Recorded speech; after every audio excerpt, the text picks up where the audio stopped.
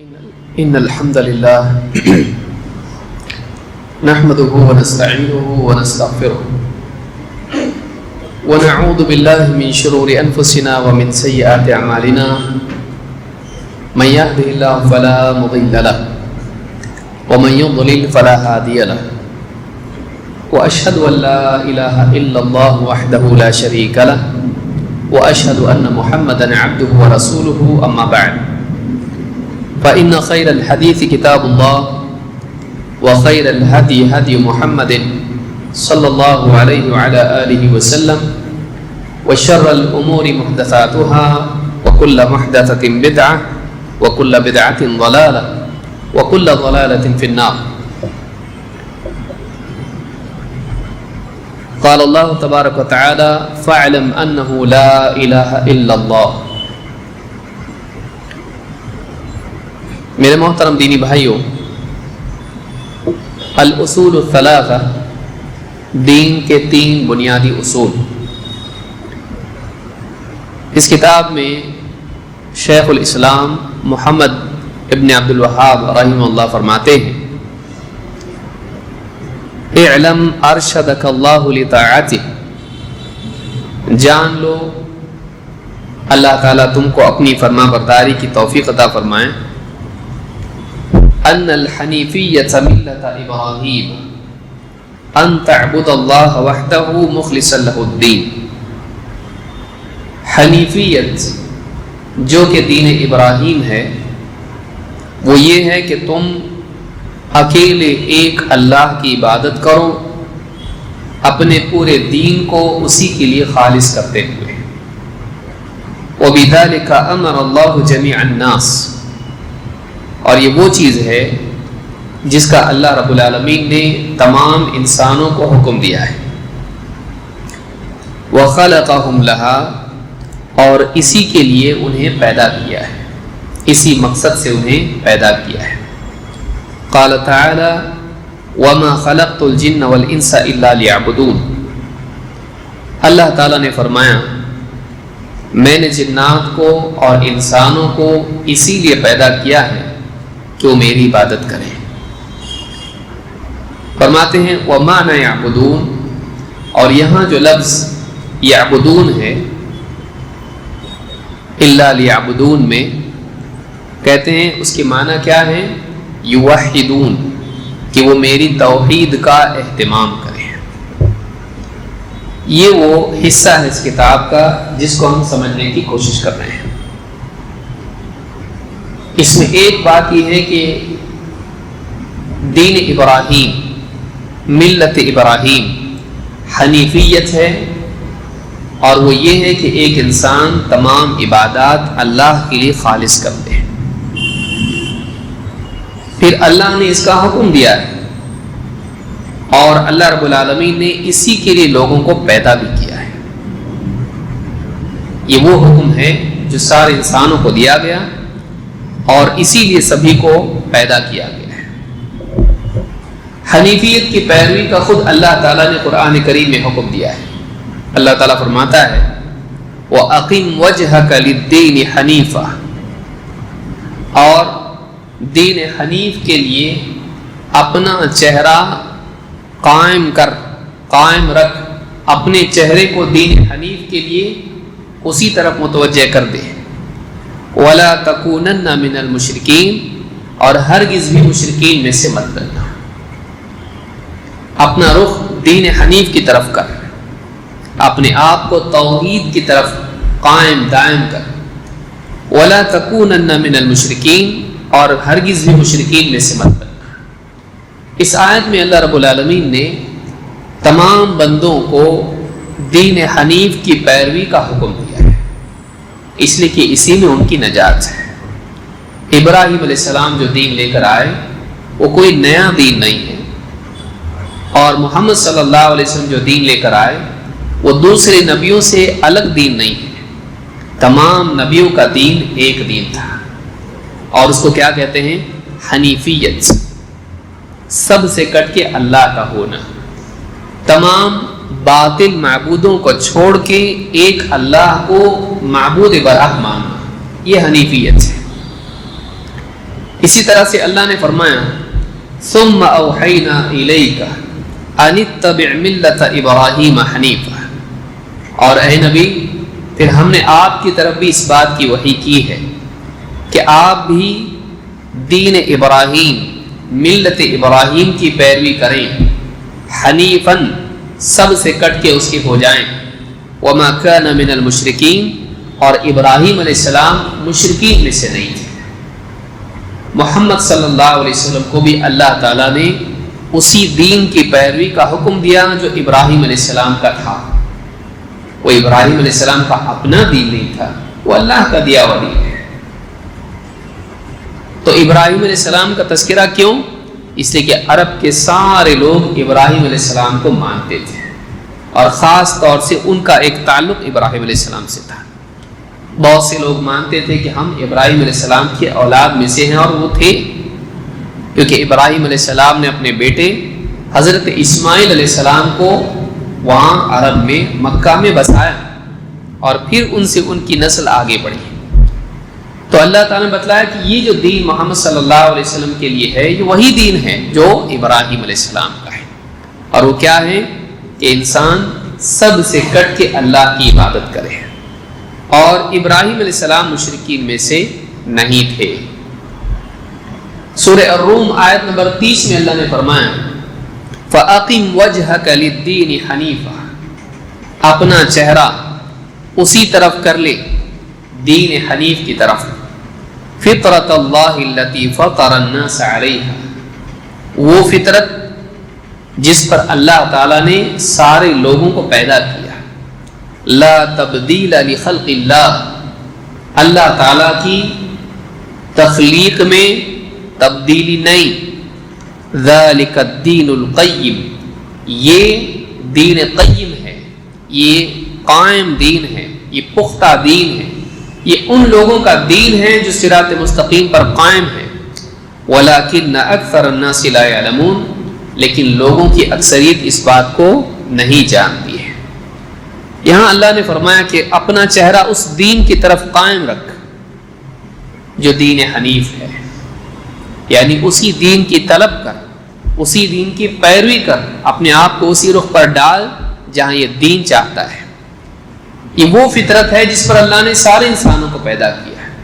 اس آیت سے بات معلوم ہوتی ہے کہ انسان پیدائشی طور پر توحید پر ہوتا ہے، انسان کی فطرت میں توحید ہوتی ہے، سماج اس کو بگاڑتا ہے، ماحول اس کو بگاڑتا ہے۔ اسی لیے حدیث میں اللہ کے نبی صلی اللہ علیہ وسلم فرماتے ہیں کل مولود یولد علی الفطرہ فابواہ یہودانہ او ینصرانہ او یمجسانہ، کہ ہر بچہ فطرت پر پیدا ہوتا ہے، پھر اس کے ماں باپ یا تو اس کو یہودی بناتے ہیں، یا اس کو نصرانی بناتے ہیں، یا پھر اس کو مجوسی شرک کرنے والا بناتے ہیں۔ تو بچہ پیدائشی طور پر بگڑا ہوا نہیں ہوتا ہے، حق کی قبولیت کی صلاحیت اس میں ہوتی، لیکن پھر ماں باپ ہیں جو اس کو شرک پر اور غلط دین پر ڈال دیتے ہیں۔ تو اللہ نے فرمایا وہ فطرت جس پر اللہ تعالیٰ نے انسان کو پیدا کیا، لا تبدیل لخلق اللہ، اللہ تعالیٰ کی تخلیق کو بدلو مت، یعنی جس توحید پر اللہ نے تم کو پیدا کیا ہے اس کو باقی رہنے دو، اس کو بگاڑو مت، اپنی فطرت کو بگاڑو مت۔ اور یہ دین قیم ہے، لیکن لوگوں کو، اکثر لوگوں کو معلوم نہیں ہے، لوگ کفر کو، شرک کو دین سمجھے ہوئے ہیں، لیکن دین کیا ہے؟ دین یہ ہے کہ انسان اللہ کی توحید کا اہتمام کرتا رہے۔ تو دین حنیف کے معنی ہم نے جانے۔ حنیفیت کیا ہے؟ حنیفیت یہ ہے کہ ایک انسان سب سے کٹ کے اللہ کا ہو جائے، باطل معبودوں سے منہ موڑ کے سچے معبود کی طرف کر لے، مخلوق کی عبادت سے نکل کر خالق کی عبادت کا اہتمام کرے، اپنے قلب کو سب سے کاٹ کر اللہ تعالیٰ کی طرف کرے۔ تو یہ جو ہے دین حنیف ہے۔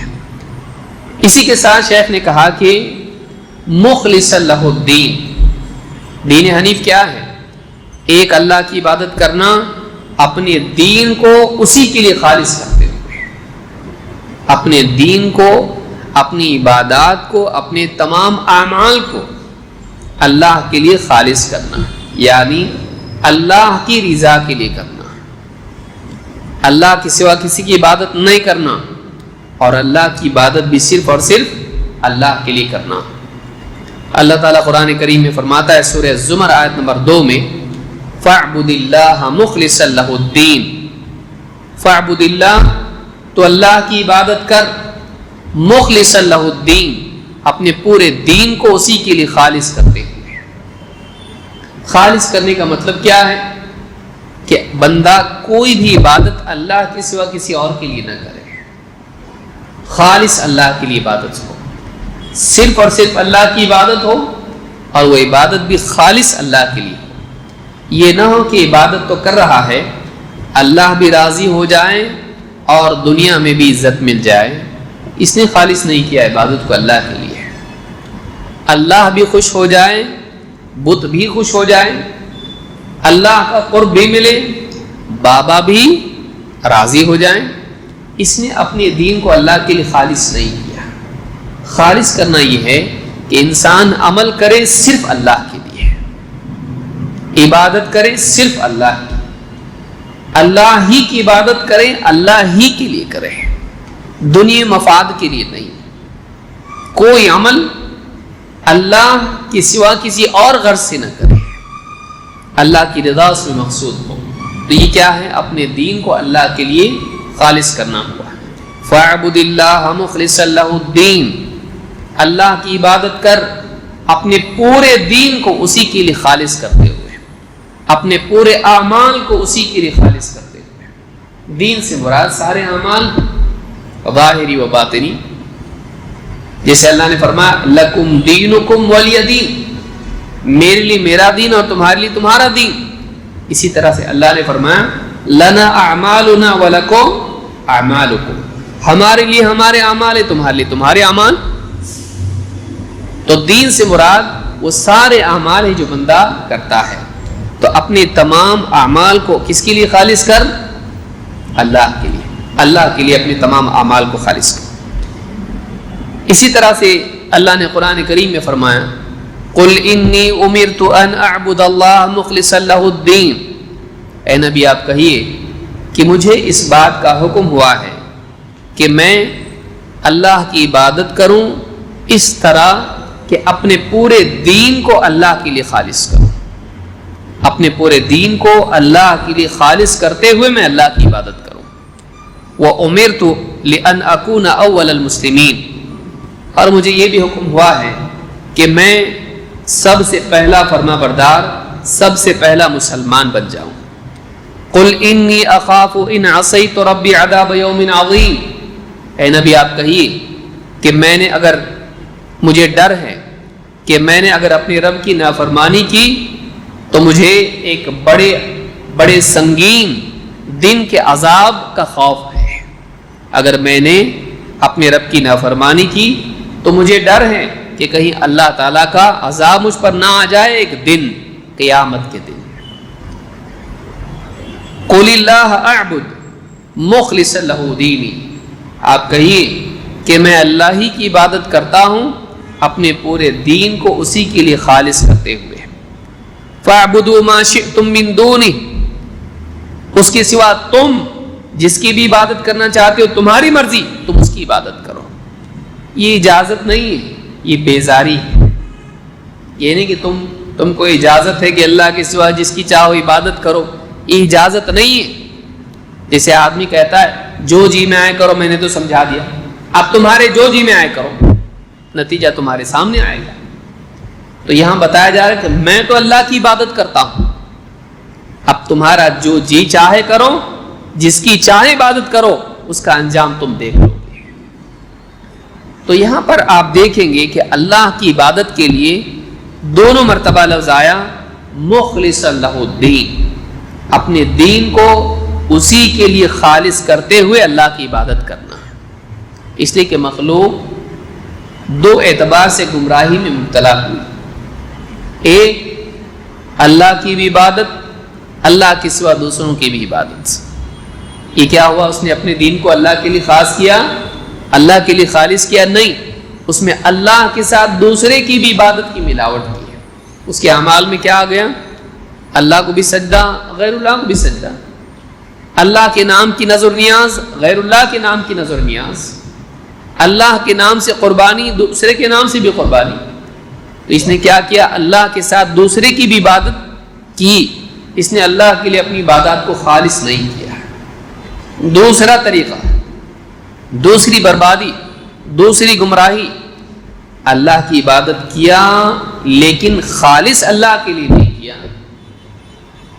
دیکھنے میں تو نماز پڑھ رہا ہے لیکن دل میں یہ ہے کہ لوگ دیکھ کر تعریف کریں.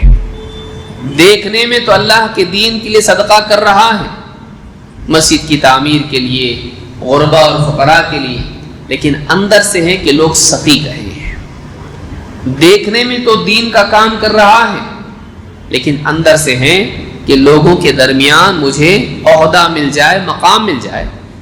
یہ اللہ کے لیے نہیں کر رہا ہے، یہ اپنے دین کو اللہ کے لیے خالص نہیں کر رہا ہے. اس کی عبادت میں شرک ہے. یہ اللہ کا مجرم ہے، اللہ کا مقرب نہیں.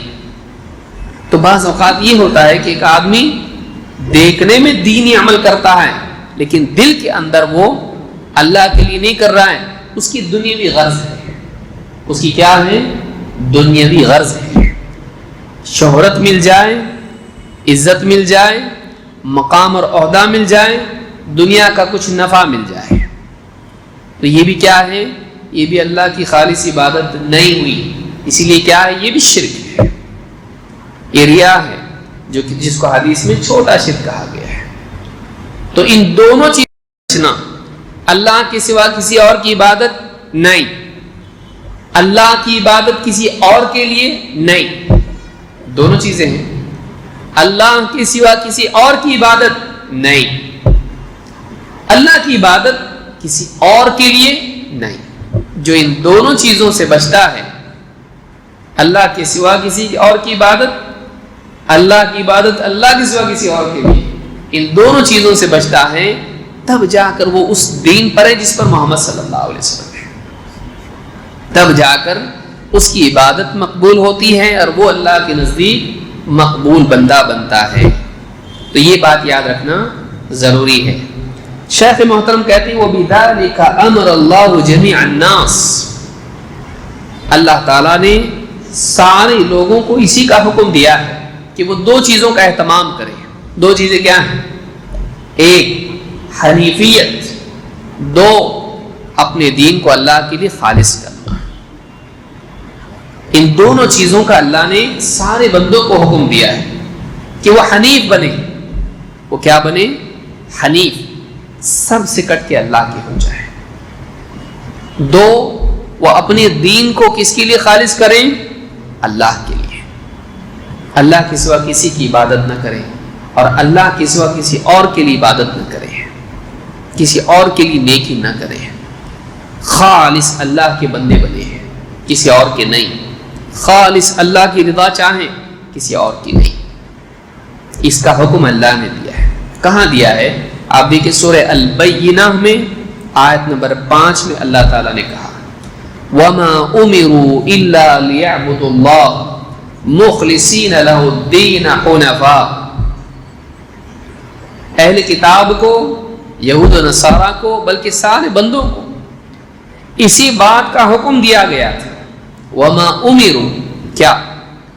إِلَّا لِيَعْبُدُوا اللَّهَ، کہ وہ اللہ کی عبادت کریں، مخلصین لہ الدین، اپنے پورے دین کو اسی کے لیے خالص کرتے ہوئے، حنفاء، سب سے کٹ کے اس کے ہو جائیں. پورے دین کو اللہ کے لیے خالص کریں اور سب سے کٹ کے کس کے ہو جائیں؟ اللہ کے. یہی اللہ نے حکم دیا تھا، سب کو حکم دیا تھا، یہود کو، نصارہ کو، مشرکین کو، سب کو حکم اللہ نے دیا ہے. تو اللہ کے نزدیک اصل مقصود یہ ہے کہ بندہ اللہ کا ہو جائے اور اللہ ہی کی عبادت کرے. آئیے آگے بڑھتے ہیں. شیخ محترم کہتے ہیں وَخَلَقَهُمْ لَهَا، اللہ تعالیٰ نے اسی لیے سارے بندوں کو پیدا کیا ہے. سارے بندوں کو اسی لیے پیدا کیا ہے. کما قال تعالی وما خلقت الجن والانس الا لیعبدون، جیسے کہ اللہ تعالیٰ نے فرمایا کہ میں نے جنات اور انسانوں کو صرف اس لیے پیدا کیا ہے کہ وہ میری عبادت کریں. وَمَا يَعْبُدُونَ يُوَحِّدُونَ، اور عبادت کے معنی یہ ہے کہ وہ میری توحید کا اہتمام کریں. یہاں شیخ کہتے ہیں اللہ نے بندوں کو توحید کے لیے پیدا کیا ہے. قرآن کریم کی آیت بھی انہوں نے بطور دلیل پیش، وہ کیا ہے؟ وَمَا خَلَقْتُ الْجِنَّ وَالْإِنسَ إِلَّا لِيَعْبُدُونَ. یہ آیت یاد ہے سب کو؟ وَمَا خَلَقْتُ الْجِنَّ وَالْإِنسَ إِلَّا لِيَعْبُدُونَ. یہ قرآن کریم کی عظیم الشان آیت ہے جس میں ہمارے پیدا کیے جانے کا مقصد ہے. اللہ نے ان کو کیوں پیدا کیا؟ میں نے جنات کو اور انسانوں کو صرف اور صرف اس لیے پیدا کیا ہے کہ وہ صرف اور صرف میری عبادت کریں، کسی اور کی نہیں. یہ ہماری زندگی کا مقصد ہے. اسی لیے کہتے ہیں کہ اسی لیے اللہ نے ان کو پیدا کیا ہے، اور اللہ نے قرآن میں اس کا ذکر بھی کیا ہے. ابن عباس رضی اللہ تعالیٰ عنہ اس آیت کے ضمن میں کہتے ہیں وَمَا خَلَقْتُ الْجِنَّ وَالْإِنسَ إِلَّا لِيَعْبُدُونَ، میں نے جنات اور انسانوں کو اپنی عبادت کے لیے پیدا کیا ہے. کہتے ہیں إِلَّا لِيُقِرُّوا بِالْعُبُودَةِ طَوْعًا وَكَرْهًا، چاہیں نہ چاہیں، خوشی نہ خوشی، وہ میری بندگی کا اقرار کرے. خوشی نہ خوشی، چاہیں نہ چاہیں، وہ میری بندگی کا الا لیقروا بالعبودۃ طوعا وکرہا. عبودہ اور عبودیہ ایک ہی لفظ ہے. امام الرازی کہتے ہیں مختار الصحاح میں وَتَقُولُ عَبْدٌ بَيِّنُ الْعُبُودَةِ وَالْعُبُودِيَّةِ، یہ غلام ہے جس پہ بندگی کے آثار نمایاں. عبودہ اور عبودیہ دونوں ایک ہی لفظ ہیں، ایک ہی معنی ان کے ہیں. تو میں نے اس لیے پیدا کیا ہے کہ وہ میری بندگی کا اقرار کریں، خوشی ناخوشی، چاہے دل پسند کریں یا نہ پسند کریں، وہ اپنے آپ کو اللہ کا بندہ مانے. پابندی انسان کا نفس چاہتا ہے نہیں، آزادی چاہتا ہے. غلامی اللہ کی چاہتا ہے نہیں، وہ آزادی چاہتا ہے، منمانی چاہتا ہے. خوشی ہو نہ خوشی، پسند ہو نہ پسند ہو، نفس مانے نہ مانے، وہ اس بات کا اقرار کرے کہ میں آزاد نہیں ہوں. میں کس کا غلام ہوں؟ اللہ کا بندہ ہوں. مجھے اللہ کی بندگی کا اہتمام کرنا چاہیے. وہ اس بات کا اقرار کرے، اس کو تسلیم کرے. اللہ نے اس کے لیے پیدا کیا ہے. اسی لیے ایک صحابی، ان سے اللہ کے نبی صلی اللہ علیہ وسلم نے کہا تھا اسلم وَإِن كُنْتَ كَارِهًا، اسلام قبول کرو وَلَوْ كُنْتَ كَارِهًا، چاہے تمہارا دل پسند کرے یا نہ پسند کرے، اللہ کے فرما بردار بن جاؤ.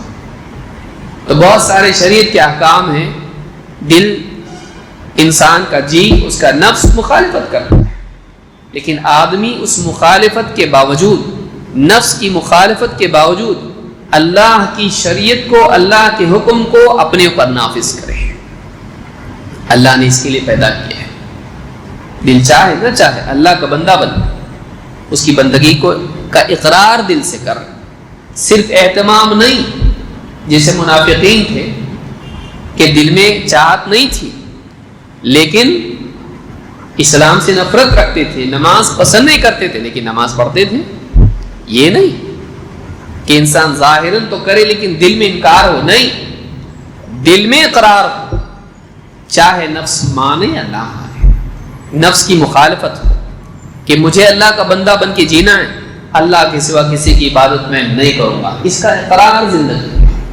تو کہتے ہیں کہ الا لیقروا بالعبودۃ طوعا وکرہا، خوشی نہ خوشی ہر حال میں اللہ کے بندے بنے رہے. کبھی راحت ہے، کبھی تکلیف ہے، کبھی بیماری ہے، کبھی شفا ہے، کبھی فقر و فاقہ ہے، کبھی مالداری ہے، کبھی صحت ہے، کبھی پریشانی، تنگی، تکلیف ہے. ہر حال میں اللہ کے حکم کو پورا کریں اور اللہ کے بندے بنے رہیں. اللہ کے سوا کسی اور کے بندے نہیں. الا لیقروا بالعبودۃ طوعا وکرہا. امام ابن جریر الطبری نے اس کو روایت کیا ہے. امام البخاری رحمہ اللہ فرماتے ہیں وما خلقت الجن والانس الا ليعبدون. میں نے جنات اور انسانوں کو اپنی عبادت کے لیے پیدا کیا ہے. کہتے ہیں وما خلقت اہل السعادۃ من اہل الفریقین الا لیوحدون. اہل سعادت میں سے دو فریق ہیں. آخرت میں دو فریق ہوں گے, سعید اور شقی, کامیاب ناکام, جنتی جہنمی. آخرت میں دو لوگ ہونے والے ہیں. وما خلقت اہل السعادۃ من اہل الفریقین. دو فریق میں سے میں نے اہل سعادت کو اس لیے پیدا کیا ہے کہ وہ میری عبادت کریں, میری توحید کا اہتمام کریں. کافر تو نہیں کرنے والے. تو میں نے اہل سعادت کو کیوں پیدا کیا کہ وہ میری توحید کا اہتمام کریں. الا لیوحدون. لیعبدون کی تفسیر امام بخاری کیا کر رہے ہیں؟ لیوحدون. وہ میری عبادت کریں, میری ہی عبادت کریں. سوال ہے کیا اللہ نے بندوں کو اس لیے پیدا کیا کہ بندے اللہ کی بھی عبادت کریں, یا اس لیے پیدا کیا ہے کہ وہ اللہ ہی کی عبادت کریں؟ بھی اور ہی میں فرق سمجھ میں آیا؟ اللہ کی بھی, لات اور عزا کی بھی, منات اور ود اور سوا اور یغوث اور یعوق اور نصر اور حبل اور اس طرح سے دوسرے جتنے بھی معبود ہیں ان کی بھی کریں اور اللہ کی بھی کریں. اس لیے نہیں, اللہ ہی کی عبادت کریں, کسی اور کی نہیں. تو یہ امام البخاری کہتے ہیں لیوحدون, تاکہ وہ میری توحید کے ساتھ میری عبادت کریں. شرک والی عبادت نہیں, توحید والی عبادت. تفسیر القرآن میں سورہ الذاریات کی تفسیر میں امام البخاری نے بات کہی ہے. تو یہ شیخ محمد بن عبد الوہاب کہتے ہیں اسی لیے اللہ تعالیٰ نے بندوں کو پیدا کیا ہے. کیا ہم نے سیکھا؟ دین حنیف. حنیفیت کس کو کہتے ہیں؟ کون بتائے گا؟ سب سے کٹ کے اللہ کا ہو جانا, گھر بار چھوڑ کے مسجد میں جا کے بیٹھنا, یہ ہے نہیں. پھر سب سے کٹ کے اللہ کا ہونا بولے نا ہم لوگ, صرف اللہ ہی کی عبادت کرنا. حنف کے معنی کیا ہے؟ آپ لوگوں کو نہیں معلوم تو میں پوچھنے والا ہوں. مائل ہونا. مائل کا مطلب کیا؟ رجوع کرنا نہیں. رجوع کرنے کا مطلب ہوتا ہے واپس آنا ہے. مائل کا مطلب کیا ہے؟ اس کے معنی نہیں ہے, اس کا نتیجہ ہے. ہاں, مڑنا. مائل ہونے کا مطلب کیا ہے؟ جیسے آدمی کہتا ہے میرا دل اس کی طرف مائل ہے کہ فلاں جاب کروں یا ڈاکٹر بنوں, انجینئر بنوں, تو میرا دل زیادہ کس طرف مائل ہے؟ ڈاکٹر بننے کی طرف یا انجینئر. تو مائل ہونے کا مطلب کیا ہے؟ اس طرف میلان ہے, اس طرف ڈائیورجن ہے, اس طرف میرا دل مڑتا ہے. تو حنف کے معنی کیا ہے؟ مائل ہونے کے. مائل کا مطلب مڑنا. کدھر مڑنا؟ اللہ کی طرف. شرک سے توحید کی طرف, شرک کی طرف مڑنے کی بجائے توحید کی طرف مڑنا. جھوٹے معبود کی طرف مڑنے کی بجائے کس کی طرف؟ حقیقی معبود. وہ کون ہے؟ اللہ. جھوٹے معبودوں کی طرف مڑنے کی بجائے کس طرف مڑنا؟ ان سے منہ پھیر کے کس طرف ہونا؟ اللہ کی طرف. سمجھ میں آیا؟ تو یہ کیا ہے؟ یہ حنف ہے. اور دین کو اللہ کے لیے خالص کرنا, یہ کیا ہے؟ دو چیزیں میں نے بتائی تھی. کون بتائے گا کھڑے ہو کے؟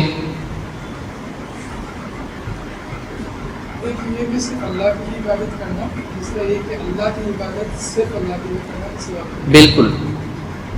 ایک یہ ہے کہ صرف اللہ کی عبادت کرنا، اور اس میں بھی دوسری چیز کیا ہے؟ صرف اللہ کی عبادت کرنا اور صرف اللہ کے لیے کرنا. یہ ہے دین کو اللہ کے لیے خالص کرنا. ورنہ اگر اللہ کے سوا کسی اور کی عبادت کیا تو اللہ کے لیے خالص کیا نہیں، اور اللہ کی عبادت کر رہا ہے لیکن کسی اور کی خوشی کے لیے کر رہا ہے، ریاکاری، دکھاوا، شہرت، دنیا کے مال و متاع، عہدہ وغیرہ وغیرہ، اس کے لیے کر رہا ہے تو اللہ کے لیے کر رہا ہے نہیں، تو خالص نہیں کیا اس نے. تو اللہ نے ہم کو اپنی عبادت کے لیے پیدا کیا کا مطلب کیوں کیا؟ دو باتیں اس میں، ایک حنیفیت اور دوسرے دین کو خالص کرنا. اس کے لیے اللہ نے پیدا کیا ہے. سمجھ میں آئی بات؟ اللہ نے اپنی عبادت کے لیے پیدا کیا. ہمیں کتنی چیزیں آ رہی ہیں؟ دونوں کیا ہیں؟ حنیفیت اور اخلاص. حنیفیت اور اخلاص. اور دیکھا جائے تو دونوں بھی کیا ہیں؟ ایک ہی چیز کے دو پہلو ہیں، کہ اللہ ہی کی طرف آدمی کا میلان ہو، کسی اور کی چاہت نہ ہو، اور جو بھی عمل کریں اللہ کے لیے کریں. عبادت کرے تو اللہ کی، کسی اور کی نہیں، اور اللہ کی عبادت کریں تو اللہ کے لیے کریں. یہ وہ بنیادی چیز ہے جس کا سمجھنا ضروری ہے. پورا دین یہ ہے. زندگی بھر عبادت کرتا رہا، یہ نہیں عبادت میں عبادت قبول ہوگی. اللہ ہی کی عبادت کرنا، اللہ ہی کے لیے کرنا، اور اللہ کی طرف مائل رہنا، زندگی بھر اللہ کی طرف بندے کرو، یہ اس کی زندگی کا مقصد ہے. اسی لیے اللہ نے اس کو پیدا کیا ہے. تو میں نے عبادت کے لیے پیدا کیا کا مطلب یہ ہے کہ میں نے اخلاص عبادت کے لیے پیدا کیا ہے، اور میں نے اس کو حنیفیت کے لیے پیدا کیا. اسی لیے اللہ نے اس کا حکم دیا ہے وَمَا أُمِرُوا إِلَّا لِيَعْبُدُوا اللَّهَ مُخْلِصِينَ لَهُ الدِّينَ حُنَفَاءَ. اسی کا حکم اللہ نے دیا ہے. چلیے آگے بڑھتے ہیں. شیخ کہتے ہیں، شیخ محمد بن عبد الوہاب کہتے ہیں وَأَعْظَمُ مَا أَمَرَ اللَّهُ بِهِ التَّوْحِيدُ وَهُوَ إِفْرَادُ اللَّهِ بِالْعِبَادَةِ. سب سے عظیم الشان چیز جس کا اللہ تعالیٰ نے حکم دیا ہے وہ توحید ہے. اور توحید یہ ہے کہ بندہ اپنی عبادت اللہ ہی کے لیے خاص کرے. اس جملے کو کون دہرائے گا؟ دھیان سے سننا ہر جملہ. وہ پھر سے بولتا ہوں، ٹھیک. وَأَعْظَمُ مَا أَمَرَ اللَّهُ بِهِ التَّوْحِيدُ وَهُوَ إِفْرَادُ اللَّهِ بِالْعِبَادَةِ. سب سے بڑی چیز جس کا اللہ نے حکم دیا ہے وہ توحید ہے. اور توحید یہ ہے کہ بندہ اپنی تمام عبادتیں اللہ کے لیے خاص کرے. کون بتائے گا؟ جو میں نے ابھی کہا وہ کون دہرائے گا؟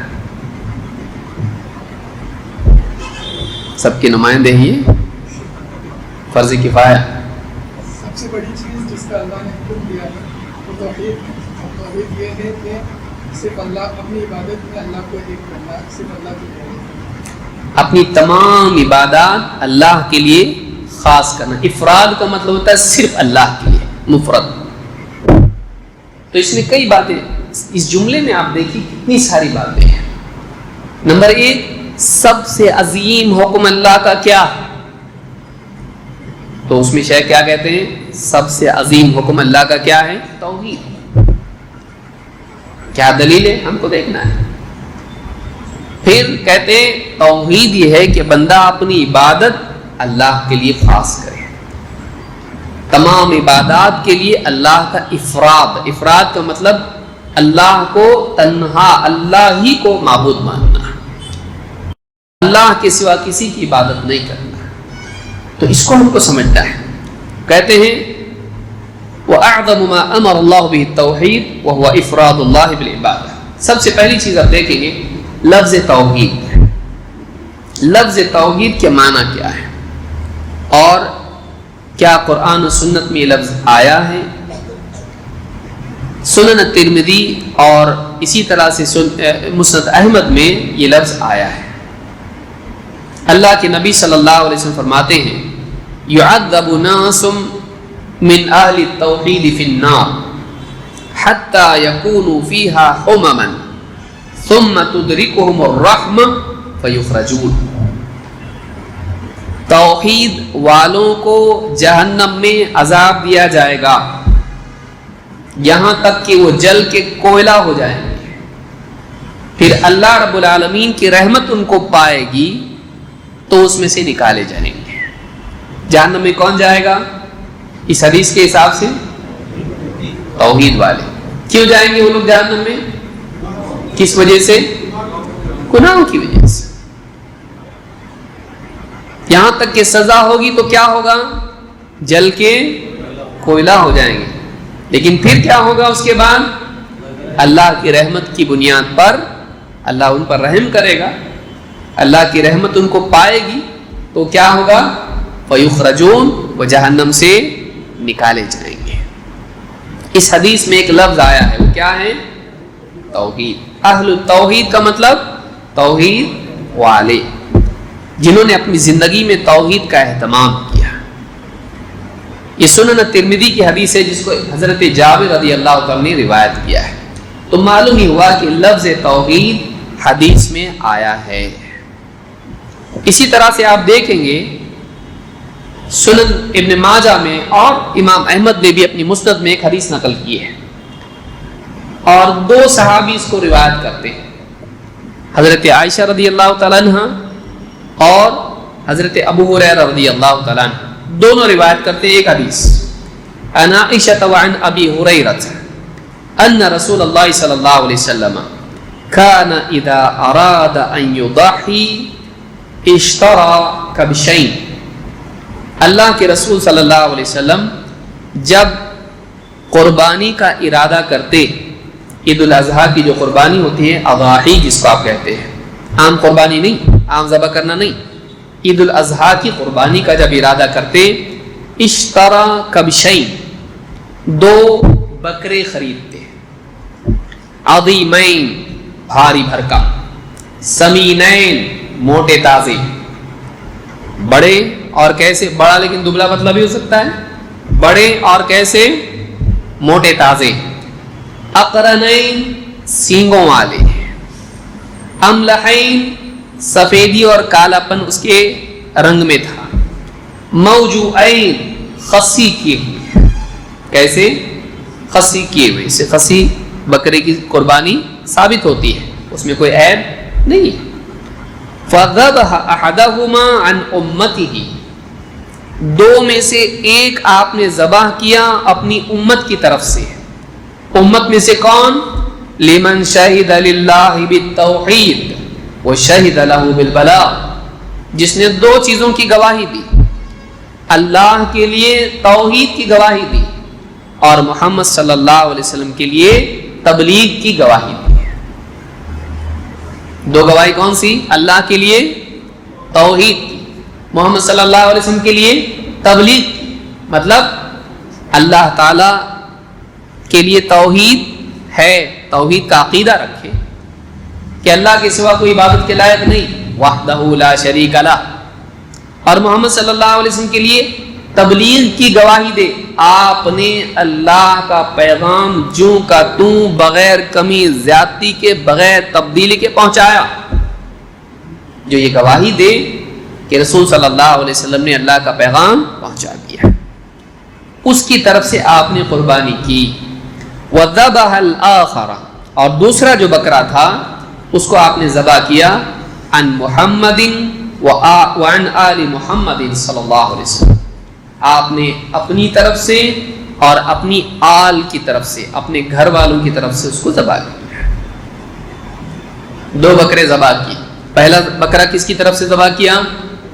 اپنی امت کی طرف سے, جس نے کون سی چیزوں کی گواہی دی؟ کون سی گواہیاں؟ دو, اللہ کی توحید اور محمد صلی اللہ علیہ وسلم کی تبلیغ. تبلیغ میں اپنے آپ آتا ہے کہ آپ رسول ہیں, کہ اللہ نے آپ کو پیغام دیا اور آپ نے اس کو پہنچا دیا ہے. تو اس میں لفظ توحید اس حدیث میں بھی آیا ہے, جو مسند احمد اور ابن ماجہ کی حدیث ہے, اور ابن ماجہ میں 3122 پر یہ حدیث موجود ہے. تو ان دو حدیثوں میں کیا لفظ ملا ہم کو؟ توحید. توحید کا لفظ 3 حروف سے بنا ہے. واو، ہا اور دال. کتنے حروف ہیں؟ 3. واو ہا، جس کو ہمارے یہاں ہے بولتے ہیں، عربی میں اس کو کیا کہیں گے؟ ہا اور دال. واو ہا دال. اور ابن فارس کہتے ہیں مقاییس اللغہ میں کہتے ہیں وحدہ والواو والحاء والدال اصل واحد يدل على الانفراد. کہتے ہیں واو ہا دال ایک ہی معنی میں لفظ آتا ہے، اصل واحد، ایک اصل ہے، اس میں کئی معنی نہیں ہے. يدل على الانفراد، یہ رہنمائی کرتا ہے انفراد کی طرف، یکتا ہونے کو بتاتا ہے. وحدہ کس چیز کو بتاتا ہے؟ ایک ہونے کو. تو وحدہ لفظ کے معنی میں کون سا بنیادی لفظ چھپا ہوا ہے؟ ایک ہونا، منفرد ہونا، یونیک ہونا، ایک، یکتا ہونا. تو یہ مقاییس اللغہ میں یہ بات انہوں نے کہی ہے. جرجانی کہتے ہیں اپنی کتاب التعریفات میں، کہتے ہیں التوحید فی اللغۃ الحکم بأن الشیء واحد والعلم بأنہ واحد. لغت میں توحید کہتے ہیں اس بات کے حکم لگانے کو کہ فلاں چیز ایک ہے، اور اس بات کے جاننے کو کہ فلاں ایک ہے. جاننا بھی اور ماننا بھی. خالی جانتا ہے ہاں ایک ہے لیکن مانتا نہیں، چلے گا نہیں. حکم لگانا ہاں اللہ ایک ہے، اور اس بات کو جاننا کہ وہ کتنے ہیں؟ ایک ہے. لیکن یہاں ایک ہے ماننا یہ کس اعتبار سے؟ گنتی کے اعتبار سے، صرف گنتی کے اعتبار سے تو ہے ہی ہے، لیکن وہ ایک ہے یعنی وہ کیا ہے؟ منفرد ہے، جیسا کہ ہم پہلے دیکھ چکے ہیں علی الانفراد. وہ ایک ہے، وہ منفرد ہے، اس کی ربوبیت میں، اس کی الوہیت میں، اس کے اسماء و صفات میں، جیسا کہ شیخ بن باز رحمہ اللہ نے کہا ہے مجموع الفتاوی میں جلد 1 صفحہ نمبر 34. کہتے ہیں والتوحید مصدر وحد یوحد توحیدا. توحید کا لفظ بنتا کیسا؟ اس کو یاد رکھیے، کیا مسئلہ ہے یاد رکھنے میں. وحد یوحد توحیدا، اس طرح سے توحید کا لفظ بنتا ہے. کہتے ہیں یعنی وحد اللہ ای اعتقدہ واحدا، اس نے اللہ کو ایک مانا، اس بات کا عقیدہ رکھا کہ اللہ ایک ہے. لا شریک لہ، اس کا کوئی شریک نہیں. فی ربوبیتہ، اس کے رب ہونے میں اس کا کوئی شریک نہیں. ولا فی اسمائہ و صفاتہ، نہ اس کے ناموں میں نہ اس کی صفات میں اس کا کوئی شریک ہے. ولا فی الوہیتہ و عبادتہ، نہ اس کے معبود ہونے میں کوئی اس کا شریک ہے، نہ اس کی عبادت میں اس کا کوئی شریک ہے. سبحانہ و تعالی، وہ تمام عیوب سے پاک ہے، سب سے اونچا ہے. فہو واحد جل وعلا وإن لم يوحده الناس، وہ اللہ جل وعلا، جلال والا اور علو والا، وہ ایک ہے، چاہے لوگ اس کو ایک مانے یا نہ مانے. لوگوں کے ماننے سے وہ ایک ہوگا،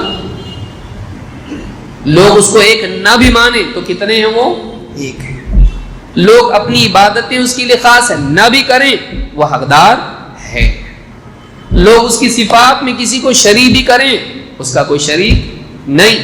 اس کے علاوہ کسی اور کو رب مانے تب بھی اس کے علاوہ کوئی رب نہیں ہے. لوگ مانے یا نہ مانے وہ ایک ہے. صرف ایک نہیں بلکہ کیا ہے؟ یکتا ہے، اس جیسا کوئی نہیں. اور اس کے رب ہونے میں، اس کے معبود ہونے میں اس کا کوئی شریک نہیں، اس کی صفات میں اس کا کوئی شریک نہیں، اس کا ہم نام ہم وصف کوئی نہیں. هل تعلم له سمیہ. توحید کی کتنی قسمیں ہیں؟ 3. کون کون سی؟ توحید ربوبیت، توحید الوہیت اور توحید اسماء و صفات. یہ تینوں قسمیں قرآن کی ایک آیت میں ہیں. تینوں قسمیں قرآن کی ایک آیت میں ہیں. سورہ مریم آیت نمبر 65. سورہ مریم آیت نمبر 65. کون پڑھ کے سنائے گا؟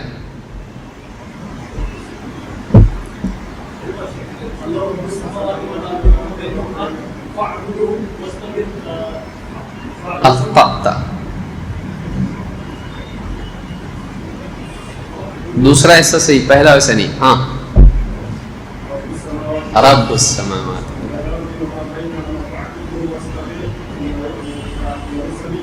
فاعبدہ مل جل کے. اور کوئی بتائے گا؟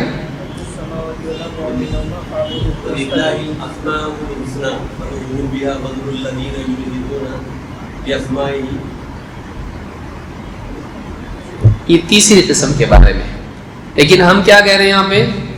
تینوں قسمیں ایک آیت میں. کون سی آیت ہے وہ؟ رب السماوات والارض وما بینہما. یہ ہوئی پہلی قسم. رب السماوات والارض وما بینہما فاعبدہ واصطبر لعبادتہ هل تعلم له سمیہ. تینوں قسمیں آئی.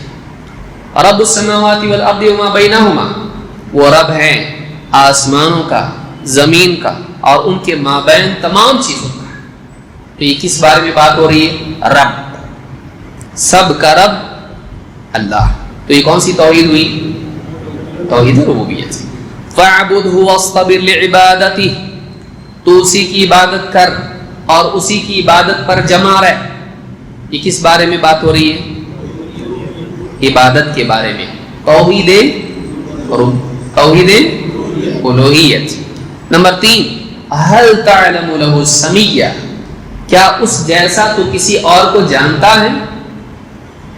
سمیہ کے بارے میں ابن عباس کہتے ہیں مثیلا، اللہ کا مثیل، اللہ کی طرح کسی کو جانتا ہے تو؟ اس کا ہم نام کا مطلب، کیونکہ اللہ کا ہر نام اس کی صفت ظاہر کرتا ہے، صرف نام نہیں ہے. تو اس جیسا، اس کا ہم نام، ہم وصف کسی کو جانتا ہے؟ یعنی اس جیسا کوئی ہے؟ یہ کون سی توحید ہوئی؟ تیسری توحید اسماء و صفات، کہ اللہ کے ناموں میں، اس کی صفات میں کوئی اس کا شریک نہیں ہے. تو یہ کون سی آیت ہے؟ سورہ مریم آیت نمبر 65. اگلے ہفتے ہی یاد ہونا چاہیے یہ آیت. اگلے ہفتے سب کو یاد ہونا چاہیے. زمین آسمان ایک کر کے آپ یاد کریں گے، کوئی بہانہ کریں گے نہیں. میں کسی کو بھی پوچھوں گا اور جو نہیں آئے گا اس کو، مجھ کو معلوم ہے کون آیا کون نہیں آیا، اس کو اس کے اگلے ہفتے پوچھوں گا اور اس کو برابر پوچھوں گا تو نہیں آیا تھا تو بتا. اس لیے بھاگنے کی بھی کوشش نہیں کریں گے. ٹھیک ہے، اللہ تعالیٰ آپ لوگوں کے علم میں برکت دے. تو یہاں پر شیخ بن باز نے کہا کہ توحید اللہ کو ایک ماننے کا نام ہے، اور ربوبیت، الوہیت اور اسماء و صفات میں اللہ کو منفرد، یکتا، جس کی طرح کوئی نہیں ماننے کا نام ہے. تو یہ کیا ہے؟ توحید ہے. کون بتائے گا توحید کس کو کہتے ہیں؟ توحید کس کو کہتے ہیں؟ اللہ کو یکتا. یکتا کا مطلب سب سے الگ، اس جیسا کوئی نہیں. کن چیزوں میں؟ 3 چیزوں میں: رب ہونے میں، معبود ہونے میں اور اس کے ناموں اور صفات میں. کوئی رب نہیں، کوئی معبود نہیں، اور اسماء و صفات میں اللہ جیسا کوئی نہیں. اللہ ہی رب ہے، اللہ ہی معبود ہے، اور وہی سب سے نرالا ہے، سب سے الگ ہے. ٹھیک، تو یہ اللہ کے بارے میں ہم مانتے ہیں. شیخ کہتے ہیں وَأَعْظَمُ مَا أَمَرَ اللَّهُ بِهِ التَّوْحِيدُ، سب سے بڑی چیز جس کا اللہ نے حکم دیا ہے وہ توحید ہے. سب سے بڑا حکم اللہ کا کون سا ہے؟ اگر کوئی آپ سے پوچھے وہ کون سا ایک حکم ہے جو دین میں سب سے بڑا ہے، آپ جواب کیا دیں گے؟ دین میں بہت سارے احکام ہیں، نماز پڑھو، روزہ رکھو، حج کرو، زکوٰۃ دو، ماں باپ کی خدمت کرو، مہمان سے اچھا سلوک کرو، ماں باپ رشتہ داروں سے اچھا سلوک کرو، ظلم مت کرو، یہ مت کرو، وہ مت کرو. سب سے بڑا حکم جو اللہ کا ہے وہ کیا ہے؟ توحید کا اہتمام کرنا. اس سے توحید کی اہمیت معلوم ہوتی. مثال کے طور پر سورہ نساء آیت نمبر 36 میں اللہ فرماتا ہے وَاعْبُدُوا اللَّهَ वला तुशरिकू बिही शैआ वबिलवालिदैनि इहसाना वबिदिल क़ुरबा वलयतामा वलमसाकीनि वलजारि दिल क़ुरबा वलजारिल जुनुबि वस्साहिबि बिलजंबि वबनिस सबीली वमा मलकत अयमानुकुम। अल्लाह ने कई बातें कही, लेकिन उनमें नंबर 1 पर अल्लाह ने रखा किसको? अल्लाह की इबादत करो, उसके साथ शरीक मत करो। यानी क्या है? तौहीद। और बाद में सब आ रहा है, क्या कहा? वअबुदुल्लाह वला तुशरिकू बिही शैअन, अल्लाह की इबादत करो, उसके साथ किसी भी चीज को शरीक मत करो। 2 वबिल वालिदैनि इहसाना, और वालिदैन के साथ अच्छा एहसान का सलूक करो। वबिदिल क़ुरबा, और करीबी रिश्तेदारों से, वल यतामा, यतीमों से, वल मसाकीन, मिस्कीनों से, गरीब फ़कीर, वल जारि दिल क़ुरबा, वो पड़ोसी जो करीब रहता हो, रिश्तेदार हो, रिश्तेदार पड़ोसी, वल जारिल जुनुब, और वो रिश्तेदार, वो पड़ोसी जो साथ में हो वक्ती तौर पर या जो बाजू के घर में रहता हो, और वस्साहिबि बिल जंब, और बीवी, वस्साहिबि बिल जंब, बीवी या वो जो सफर वगैरह में थोड़ी देर के लिए साथ हो, वबनी सबील, और मुसाफिर, वमा मलकत अयमानुकुम, और तुम्हारे गुलाम। इन सब के साथ अच्छा सलूक करो, माँ बाप से, रिश्तेदारों से, हाँ, बीवी से और पड़ोसी से और इससे और उससे, गुलामों से, सबसे अच्छा सलूक करो। नंबर 1 पे क्या है? अल्लाह की इबादत करो और उसके साथ किसी को शरीक मत करो। अल्लाह ने यहाँ पर बतला दिया कि सारे सोशल वर्क से बढ़ के तौहीद है। समझ में आई बात? बंदों के लिए खिदमत खल्क और लोगों के साथ भलाई अपनी जगह है, उसमें नंबर 1 क्या है? उससे बढ़ के ये है तौहीद। तौहीद नहीं तो उसका कुछ भी मतलब नहीं। समाज सेवा अपनी जगह, लेकिन अल्लाह की इबादत से बढ़ के वो नहीं है। नंबर 1, एक आदमी किसी गरीब को खिलाता है, अच्छा काम है और करना चाहिए, आगे अल्लाह ने उसका भी तो जिक्र किया है, लेकिन उससे बढ़ के क्या है? उस गरीब को तौहीद सिखाना। क्यों? पेट का जहन्नम से बढ़ के जहन्नम आखिरत की जहन्नम है। अगर वो शिर्क पे मरा हमेशा की जहन्नम में जाएगा, अगर वो भूखा मरा जहन्नम में जाएगा। देखिए, वो भूख से मरा जहन्नम में नहीं जाएगा, लेकिन शिर्क पे मरा तो जहन्नम में जाएगा। तो जहां हम लोगों के साथ भलाई का सलूक करते हैं, जैसा कि अल्लाह ने आगे चीजें बयान की हैं, लेकिन उनमें प्रायोरिटी हमारी क्या होना चाहिए? तौहीद। सिर्फ बाज़ औक़ात लोग समाज सेवा में इतने खो जाते हैं कि दावत छोड़ देते हैं। नहीं, बाज़ औक़ात लोग बोलते हैं ये क्या तौहीद, तौहीद, तौहीद का दर्स और ये अकीदा और ये सीखने का बार बार। समाज में कितने सारे प्रॉब्लम हैं, उम्मत के कितने मसाइल हैं, उनको सॉल्व करना चाहिए। ये छोड़ के नहीं, इसके साथ अगर तू करता है बहुत अच्छा, 2 में से 1 कर सकता है, ये ज्यादा प्रायोरिटी है। समझ में आ रही बात? कि एक इंसान, बहुत सारे लोग और खास तौर से हमारे अहले हदीस बाज़ औक़ात इख़वानियों के असरात इनमें ऐसे आ जाते हैं कि तौहीद के दुरूस को छोटा समझ के लोगों के साथ सियासी खिदमत और लोगों के साथ भलाई का सलूक करना, खाना पीना, कपड़ा, ये वो सब, इसमें ऐसे लग जाते हैं कि फिर दीनी दावत और दीनी दुरूस को नंबर 2 पर, बल्कि नंबर 0 पर, बल्कि ये अच्छा भी नहीं, ऐसा करने लग जाते हैं। जहालत है ये जहालत है। याद रखें इसको, दोनों की अपनी अहमियत है, इसकी भी अहमियत और उसकी भी अहमियत है। गुरबा और फ़क़रा के काम आना और मुसलमानों के मसाइल को हल करना, इसकी अहमियत अपनी जगह है, इसको नज़रअंदाज नहीं कर सकते हैं। लेकिन उससे बढ़ के दूसरी चीज़ क्या है? लोगों को शिर्क से निकालना, उनको तौहीद सिखाना। ये हमेशा रहेगा। लोग गरीब नहीं भी रहेंगे तो ये रहेगा। समझ आ रही बात? सब अमीर हो गए तो आप क्या करेंगे? ये हमेशा रहेगा। इंसान खाने पीने से ज्यादा सही अकीदे का मोहताज है। लिहाजा ये बात हमेशा याद रखें। बाद वक़्त हमारी पब्लिक जो है दर्स, हाँ, अकीदा अकीदा अकीदा, कब तक? بہت ساری چیزیں چھوڑ سکتا ہے. نماز دن میں 5 مرتبہ ہے. روزہ سال میں رمضان کے 30 روزے ہیں, سال میں ایک بار ہے. حج زندگی میں ایک بار ہے. نماز دن میں 5 بار, روزہ سال میں 30 روزے یا 29, اور حج زندگی میں ایک بار. اور توحید ہر سانس میں ہے.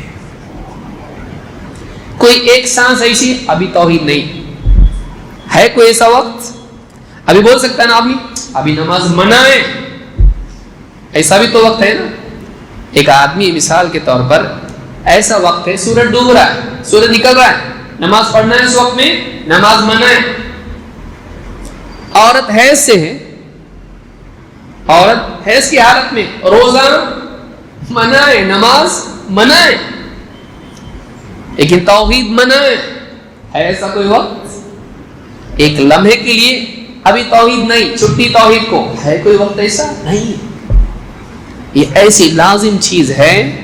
کھانا منع ہے روزے میں, ہے کہ نہیں, لیکن توحید منع ہے, کوئی وقت نہیں اس کا. ایک لمحے کے لیے بھی توحید سے آدمی جدا نہیں ہو سکتا ہے, کھانے سے جدا ہو سکتا ہے. اپنا لباس چھوڑ کے احرام پہنتا ہے حج میں, آدمی اپنا علاقہ چھوڑتا ہے. ہر چیز چھوڑنے کا وقت ہے. روزہ, نماز, کھانا پینا, لباس, علاقہ اپنا, لیکن توحید چھوڑنے کا کون سا وقت ہے؟ توحید زندگی میں کوئی ایک لمحے کے لیے بھی توحید چھوڑنا نہیں. اس چیز کا سیکھنا سکھانا سب پر مقدم ہے. اس کے بعد ساری چیزیں ہیں, چاہے وہ اپنی جگہ کتنی بھی اہم کیوں نہ ہو, اس سے زیادہ اہم نہیں ہے. یہی بات شیخ محترم یہاں کہہ رہے ہیں, وَأَعْظَمُ مَا أَمَرَ اللَّهُ بِهِ التَّوْحِيدُ. سارے حکم اللہ کے جتنے بھی ہیں, ان سارے حکموں میں سب سے بڑا حکم کون سا ہے؟ توحید ہے. اور وہ کیا ہے؟ وَهُوَ إِفْرَادُ اللَّهِ بِالْعِبَادَةِ, اور وہ عبادت کو اللہ کے لیے خاص کرنے کا نام ہے. اس کو انشاءاللہ ہم اگلے ہفتے سمجھنے کی کوشش کریں گے کہ کس طرح سے توحید کا حکم باقی سارے حکموں سے افضل ہے, اور کس طرح سے شرک سے منع کرنا باقی برائیوں سے زیادہ, باقی برائیوں سے روکنے سے زیادہ ہے. اقول هذا واستغفر الله لي ولكم.